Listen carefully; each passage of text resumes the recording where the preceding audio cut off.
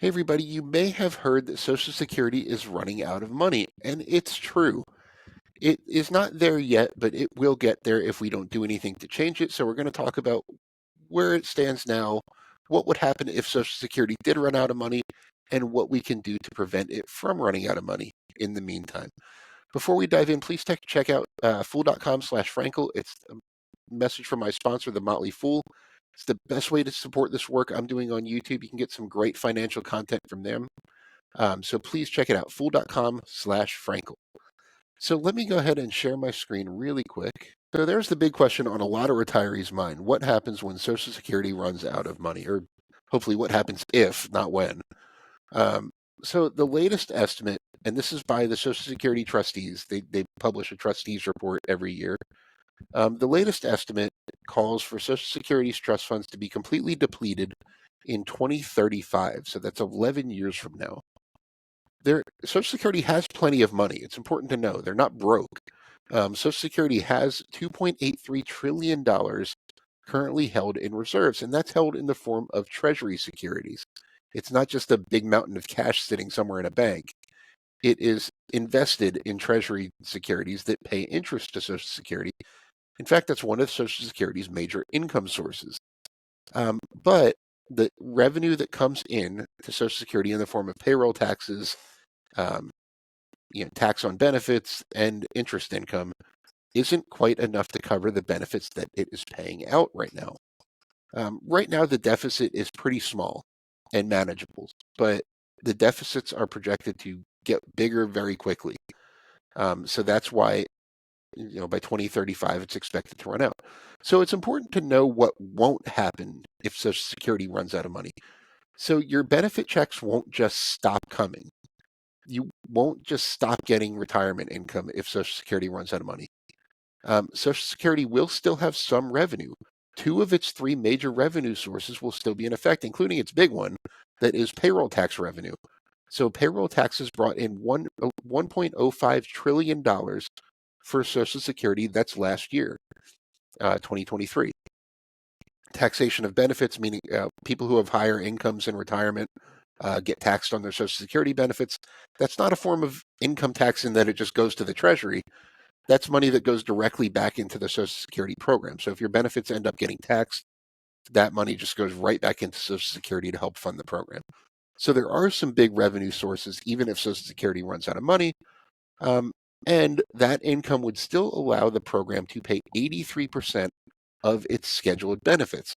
So figure as an absolute worst case scenario, a $2,000 monthly Social Security benefit would become $1,660. That's if Social Security was completely out of money and just needed to do an across the board benefit cut.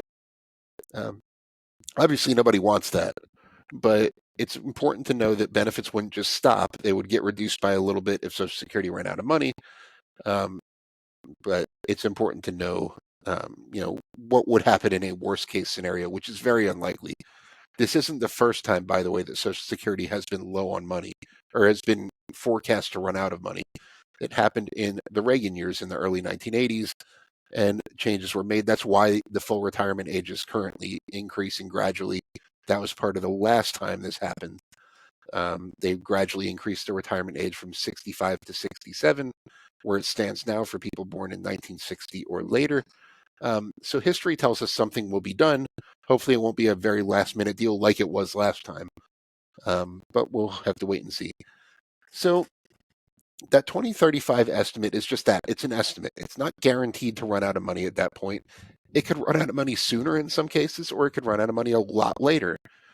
So that estimate makes some basic assumptions about things like birth rates in the United States, general economic conditions, what inflation is, what wage growth is, things like that.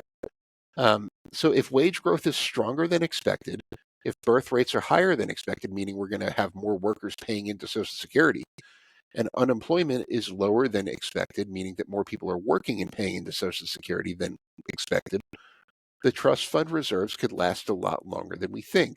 So that 2035 estimate, I'm not saying, hope for the best case scenario here, because, things don't look great. Social Security is going to have financial trouble at the current rate. But the point is that 2035 date isn't It's not a set in stone date where we can like pinpoint exactly when Social Security is going to run out of money. That's just the best estimate using kind of a base case scenario. So what can be done? The good news is we can fix Social Security. There's plenty of time to do it. In order to fix Social Security, we need one of these three things to happen: an immediate payroll tax increase of 3.33%. And remember, the payroll tax, half of it gets paid by employers, half of it gets paid by employees. So that would be a little more than 1.6% added in increased Social Security tax for both employers and employees. Not the most desirable thing in the world. Or a 20.8% reduction across the board in all benefits. And or the third option, which is the most likely of the three, some kind of revenue increases and benefit reductions combined. So history tells us that the third scenario is far more likely to happen. So there are some popular changes. Things like an across-the-board benefit cut, like I mentioned, is not very popular. Things like just immediately increasing the payroll tax is not very popular. But there are some solutions that are kind of getting some traction among lawmakers. One big one is the creation of a second Social Security tax bracket. Right now, Social Security tax is only assessed on income up to a certain annual limit. A lot of people say that the highest earners should pay even more into the system. So this will create a bracket. A number that's been floated a lot is $400,000. So, for example, everything up to the current limit of I think it's around $176,000 in 2025 would be taxable. Then any income above 400,000 would also be taxable for Social Security. Now, who knows what the actual number would be, but this would create a nice boost to Social Security's revenue. Another possible change could be lower benefits for the highest income retirees. If you make over a certain amount, your benefits could get reduced. Or if you have a certain amount of assets in the bank and you don't need Social Security, your benefits could get reduced. That's not a completely unpopular solution. And gradual increase in the full retirement age. Numbers that have been floated are 68 or 70. Again, it's currently 67 years old. And the argument there is it was 65 when Social Security was formed, and it's gone up by 2 years since then to 67. But life expectancies have gone up by a whole lot more than that, which is a big part of the problem and why the system is in financial trouble in the first place. So hopefully you found that discussion informative. Please leave me any questions. I would love to clear up any misconceptions or confusion that you might have on Social Security. Please hit the subscribe button before you leave, and thanks for listening.